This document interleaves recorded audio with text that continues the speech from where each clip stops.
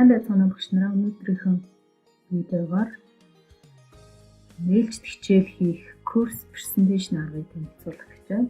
За энэхийн тулд өөрийнхөө нэг хичээл дээр хичээл рүүгээ орно. За 16 дээрээс нь төрн editing on гэсэн хэлдэг. За ингээд нэг хичээл дээр хөтөлбөрийн холбоо зорилготой бичнэ. За тэгээд дүү 1 буюу дүү 1, дүү 2 буюу нээлжид хичээлүүдээ хэрхэн хийх курс презентацийн ашиглахын хэрхэн хийх арга гэж байна. За одоо энэ дүү 1 дээр нээлжид хичээл хийхэд бол add activity or resource гэсэн хэсгэн дээр дарна. За энэ дээр HTTP interactive content гэсэн хэсгийг сонно. За эндээс course presentation гэсэн арга байна.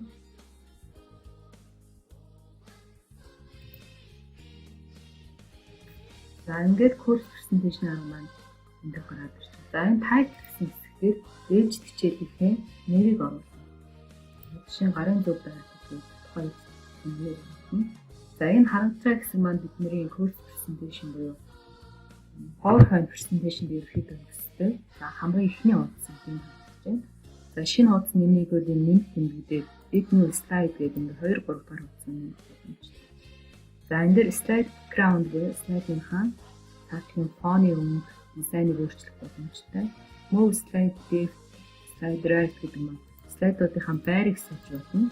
За X дээр дарах юм бол слайдууд онцлогно. За одоо слайд 1 дээр слайдын background-ыг өөрчлөе. За background-ыг өөрчлөхдөө image буюу зураг болгож болно. Color буюу өнгө болно. За template гэх юм бол энд нэгдсэн бүх слайдууд юм болно. За this slide гэх юм бол зөвхөн эхний слайд дээр өөрчлөлтийг боломжтой. За template-ээс mod image background гэсэн. За тэгээд add image буюу слайдынхаа бэлдсэн бүлэн зургуудыг компьютерээс хийж оруулна. За жишээ нь энэ зургийг за энэ юм бол ингээд бүх нэгдсэн слайдын background нь энэ зураг болчихно. За эхний нүүр хуудас байгаа учраас энэ сургуулийнхаа логог оруулах боломжтой. Энэ дээр сая image гэсэн дээр тагаад сургуулийн логог ингээд оруулаад ирэх юм байна. За тэгээд логог нь томсгож хийчихсгээ хаана байрлуулах гэж юм зөвх боломжтой. За энэ дээд хэсгээр болохоор тухайн курс презентацийн хэрэглэгдэх ажлын хэрэгслүүд буюу түүлүүд байгаа. За хамгийн их нэг нь текст буюу бичвэр бичих туул, линк буюу линк хуулах бол энэ дээр оруулна. За сая image гэсэн командаар би энэ логог оруулаад ирсэн. За мөн shapes ашиглаж болно, видео ашиглаж болно, аудио буюу дуу ашиглаж болно.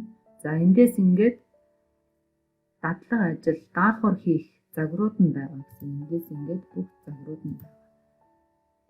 За эхний нүүр хуудсан дээр ингээд суулгын логог оруулаад ирэх боломжтой. За мөн тухайн хичээлийнхээ зорилго, эсвэл хичээлийнхээ нэрийг бичиж болно. Текст төвлөрийг ашиглаад тухайн хичээлийн нэрийг бичиж болно. Эсвэл зорилготой бичиж болно. За ингээд текстээ энэ дээр Word дээр суулаа тавьж болно, мөн гарнаас бичиж болно. За эндээс тодруулж болно, голлуулж болно. За эндээс бичих хэмжээг нь тохируулж болно. За эндээс бас арай томруулахаар бол 100-аас их болох болно. За эндээс текстийн өнгө. За дараагийнхаас нь текстийн background юм. За энэ дээр шар дээр нэг ч гэдэг юм. Эсвэл шар дээр харж гэдэг юм ингээд дизайнээс авах. За энэ дээр болохоор тухайн хичээлийн зорилго гэсэн хэсгээ display button гэх юм товч хэлбэрээр харуулна. За ил байлгыг бол энийг сонгохгүй гэсэн. За энэ дээр товч хэлбэрээр харуулъя. За энэ дээр always display comment гэдгийг чеклээд за энэ дээр end дарна уу гэдэг. Тэгвэл энэ хүүхдүүд маань энэ төвчин дээр дарах юм байна гэдэг ойлгоно. За ингээд тарахаар нөгөө мэдээлэл маань ингээд товч хэлбэрээр гараад ирж байна. За дараа нь зүгээр энгийн ил тавья гэх юм бол. Нэг хичээлээс илүү багтах чинь. За эндээс хэд хоёр том болгоч. За ил тавьж байгаа тохиолдолд энэ background opacity гэдгийг 60 юм уу 50 юм уу тоо өгөх хэрэгтэй. За энэ яах вэ гэхээр цаатлынхаа фон зургнаас тухайн бичсэн текст маань илүү тодорч харагдана гэсэн. За ингээд нүүр хуудсыг өөрсдөө иймэрхүү байдлаар зохиомжлоно. За хоёрдугаар хуудсан дээр тухайн хичээлийн шинэ мэдлэгийг видеогоор өгж болно. Эсвэл зураг хэлбэрээр өгж болно. За сая шиг текст хэлбэрээр өгж болно. Нэг юм бол багш нар өөрсдөө өөр сонголтоо хийнэ гэсэн. За би энэ дээр интерактив видео оруулах аргыг заа. Тэгвэл энэ хойтлын 3 цэг дээр интерактив видео. За интерактив видео дээр ийм цонх гарч ирнэ. За энэ дээр видеоныхоо нэрийг өгч болно. За энэ дээр апплодыг нэмэхээр дараад за хэрвээ видео чинь YouTube-д байгаа бол энэ дээр YouTube-ийн линкийг хуулж ирж тавина. Хэрвээ компьютер дээр чинь байгаа бол энэ уртлын цэг дээр дараад за компьютерийн чинь хаана нь тухайн хичээлийн интерактив видео байгаа вэ гэдгийг сонгож өгнө. YouTube-с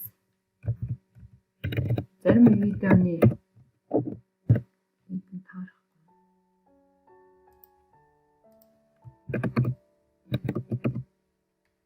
За YouTube-с 14 дугаар сургуулийн. За жишээ нь энэ видеог жишээ болгоод байгаа. Тэнгүүл YouTube-ийн дээдлийн линкийг оруулаад хуулж ирээд за тэгээ insert гэдэг. За ингээд ороод ирэхээр нь энд ингээд ороод ирчлээ гэсэн YouTube байна. За ингээд видео маань энд ороод ирчихэж байгаа гэсэн. За одоо видеонд интерактив видео гэдэг маань тухайн видеого үзэж байгаа дундуур нь хүүхдээс асуулт асуух боломжтой. За ингээд нэлээ явуулж агаад за видеог нь зогсоё. Одоо би асуултаа оруулах чинь. За тэгэхээр тууд энэ хойтлын энэ гурвалжинтай энэ хойтлын төрсөн дээр дарангууд энэ bookmark гэдэг марк байна. За энэ нэмэгтээр нь дараад эхнийхээ асуултыг бичиж. Эхнийхээ асуулт 1 гэж бичиж. Асуулт 1. За одоо ямар асуулт асуух вэ гэдэг хэлбэрийн энэ интерактив курс бичсэн нэг дээдлийн загваруудаа сонгоно. За жишээ нь би single choice set гэдгийг сонгоно. Нэг л асуулт асууна. За тэгвэл энэ хугацаа байгаа 0.40 гэж юм дээ. Энийг 40-ыг 50 гэдгийг арилгаад 41 болгоно. 1 секунд болоод арилна гэсэн асуултын хэлбэр. За пауз видео гэдгийг заавал чиглэнэ. Тэгэхээр энэ видео маань зогсоод асуулт гэсэн юм. За энэ дээр тавьч хэлбэрээр харуулах уу эсвэл ил харуулах уу гэсэн сонголт. Тавьч хэлбэрээр харуулсан нь боломжтой. За энэ дээр заавал асуулт бичнэ. За эхний асуултаа энд бичиж. Зөв хариултаа бичнэ. Мөр шилжүүл. За энэ бусдууд дээр нь 3 хариулт бичнэ.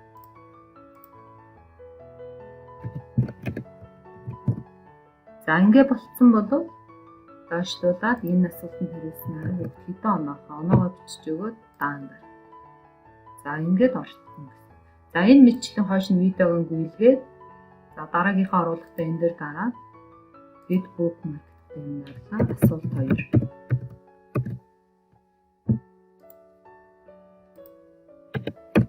За дараагийн асуулт 2-ыг за multiple choice буюу олон сонголттой асуулт асууя. За тэгвэл түрүүний шиг 35 гэдгийг яг 36 болгоно. Тэгээ пауз видео гэдгийг чиглэнэ.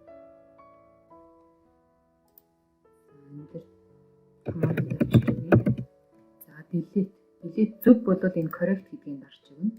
За олон сонголттой учраас би 2 хариултыг зөв болгох хэрэгтэй. 2 юм уу 3 хийж байж болно. За big space зөв. За одоо 3 хариултуудаа бичнэ. За 3 хариултуудаа бичихдээ энэ correct гэдэг дээр дарахгүй гэсэн. Зүгээр ингэж бичээд орхино. За ингэж бичээд орхино. За энэ асуултанд хариулснаар хэдэн оноо хийгөө даандар. За ингээд интерактив видеоны асуултын хэсэг маань орчиж байгаа гэсэн. За болсон бол даан дараад за тэгээд хоёр дахь слайдн дээр маань интерактив видео маань ороод ирчихэж байгаа гэсэн. За интерактив видеог ингэж ашиглана. За энэний оронд багш нар та бүхэн өөрсдөө энийг зохиомжлоно гэсэн.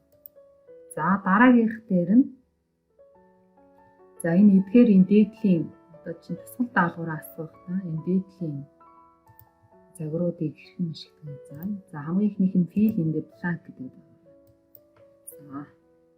За энэ дээр дасгал нэгж гэдэг юм уу? Заавал тэр title гэсэн дээр бичих хэрэгтэй. дасгал нэг. За task description дээр нь заавар авах. Хүч бичээрэй. Зөв хүч бичээрэй гэх юм. Заавар авах юм. За энэ заавраа бас ингэ голлуулаад түрүү нэг шиг бас тэг хэлбэрчүүлэх боломжтой. За одоо нөхөөлөгч байгаа хэсгээ энэ доотлолт бичнэ. За энэ дээр хүүхдүүд гарнаас нөхөж бичнэ гэсэн үг.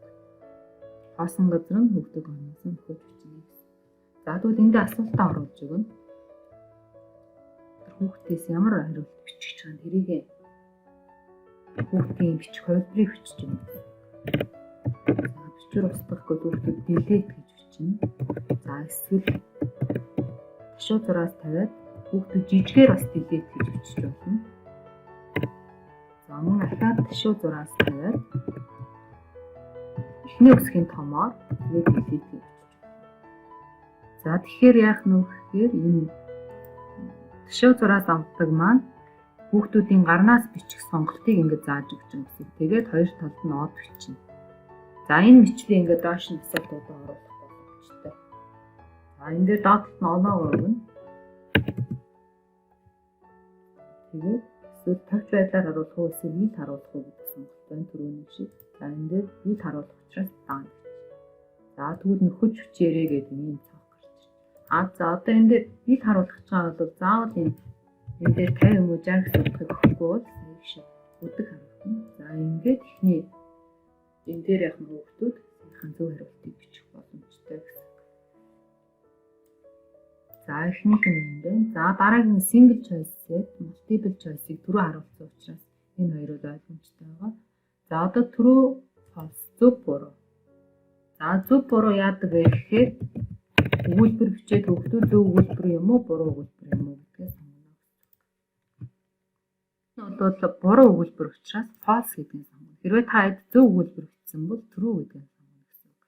За би энийг тавьж байдлаар харуулъя. As баттан тавьж байдлаар харуулъя. За энэ дээр энд дараа бичиж. За тэгвэл ингээд энэ дээр дараагийн засгалмаа тавьж байдлаар гаргаж ирж байгаа гэсэн.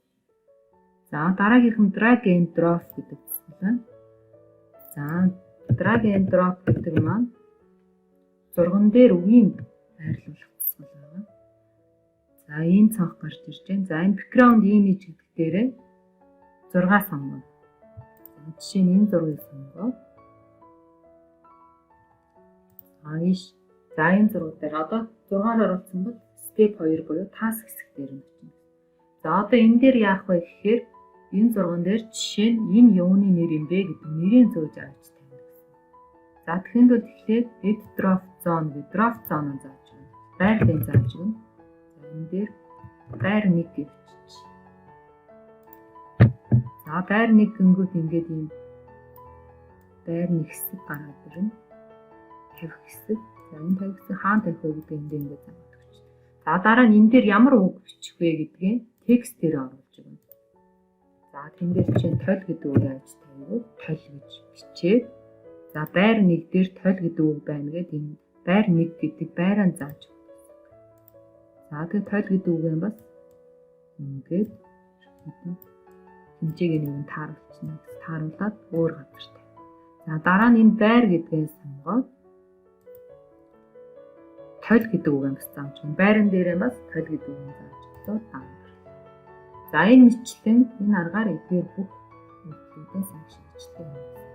За одоо энэ дээр оноогоо өгөөд за энийг тавьж байдлаар харуулах юм уу, ил байлгах юм уу гэсэн юм. За би тавьж байдлаар харуулъя. За тэгэх юм бол ингээд ороод ирчихсэн. Энийг ил болгоод ингээд дараагийн шийдэн байрлуулсан чинь нэг юм бол багш нар та бүхэн өөрсдөө зохиомжлох хэрэгтэй. За дараа нь summary гэж байна. За summary гэдэг маань ерөнхийдөө single choice-тэй ижилхэн.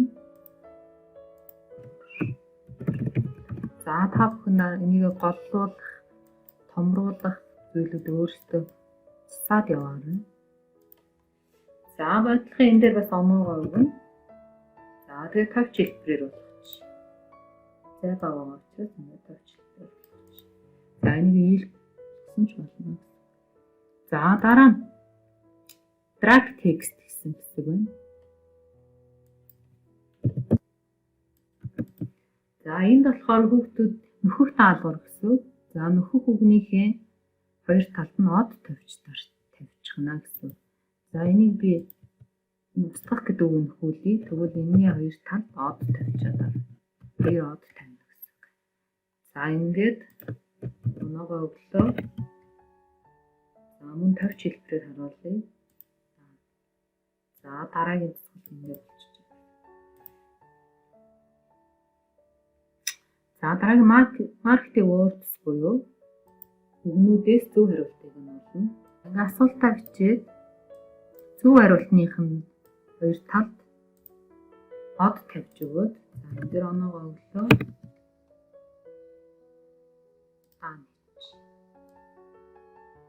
Грин хэлбэртэй гаргаж байна. Нөгөө нэгэн 50 мужаар болохгүй л хоног хэлбэр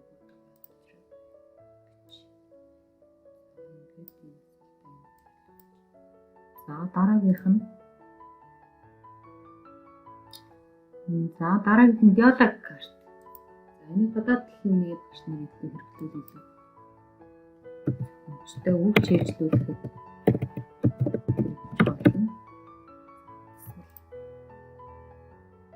одоо энэ дээр энэ диалог карт. За эхний жишээ нь гадаад хэлэн дээр жишээ нь үг чийжлүүлэх жагаад эфэл гэж байна. За тэгвэл хойдолд нь хариулт нь хэлэх юм. За энэ маань карт эргүүлэнгүүт зөв хариулт нь арднаа байна гэсэн. За энэ юм гэж боёо энэ дээр бас за чим бичвэр устгах тавьж аль нь вэ гэдээ асуулаа. За хүүхдүүд бодно зөв хариултаа бодоо. Тэгээд эргүүл картаа эргүүлээд хариултаа тулгана гэсэн. За энэ дээр нь яг тухайн асуулттайгаа холбоотой 6 оруулж өгвөл илүү үзэмжтэй. За би зүгээр байгаад юм болчихлоо. За ингэж дисплей авах. За энэ ингээд диалог карт гэсэн. За ингээд ерөөхдөө хүүхдүүдийнхээ хичээл ээлжид хичээлийнхэн дараа хүүхдүүдээс авах дасгал даалгаврын хэлбэрүүд юм байна. 5, 6, 7 янзын хэлбэр байна. За тэгээ за одоо хийсэн зүйлээ ажиллуулахдаа save display гаргая.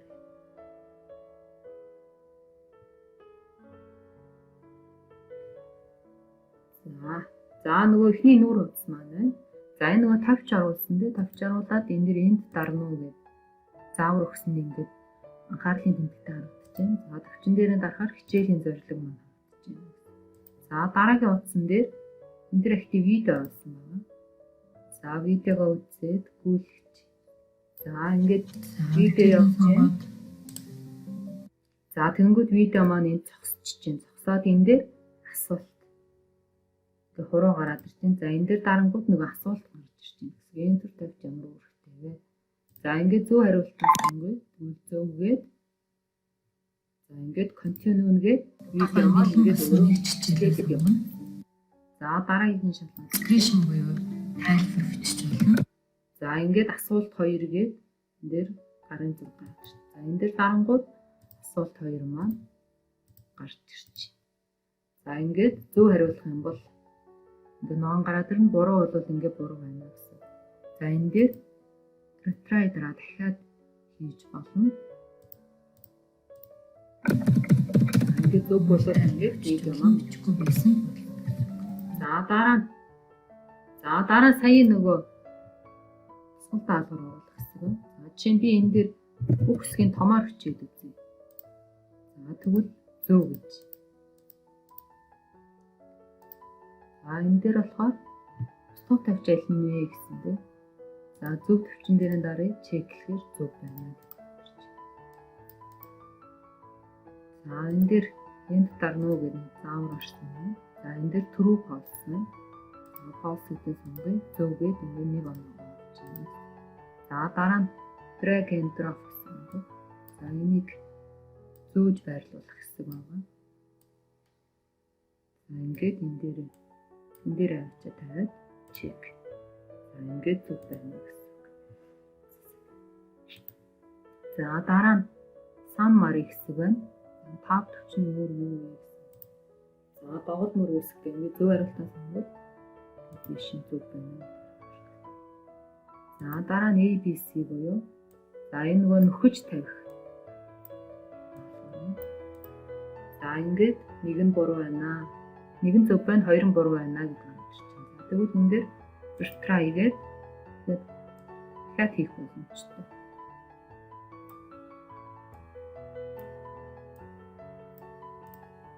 За тэгвэл ингээд 3-3 байна. За дараагийн хэлбэр нь болохоор энэ dialog карт. За dialog карт 6 жоохон томдсон байна. За Eiffel гэсэн үг байна тийм Eiffel. За энэ дэр асуултаа бичиж өгнө. Энэ юу гэсэн үг вэ гэдэг юм. За Eiffel гэдэг туурын ингээ эргүүлээ алингээ зөв хэлбэр нь гарч ирж байна гэсэн. За 6 жоохон томдсон учраас гүүл гэдэг. За энэ дэр next буюу дараагийнх нь харна. Бичвэр устгах тавьч юу вэ гэдэг. Дээдлийн 6 нь бол тохиромжгүй. За туурингээ эргүүлээд дэлгээх зөв хэлбэр харна. За ийм хэлбэртэй байна. За курс презентацийн арга маань ерөнхийдөө энэ байгаа. Эдгээр аргуудыг ашиглаад өөрсдөө курс презентацийн нэрээ хичээлгээ нэлтээрээ. За анхааралтай байсан баярлалаа.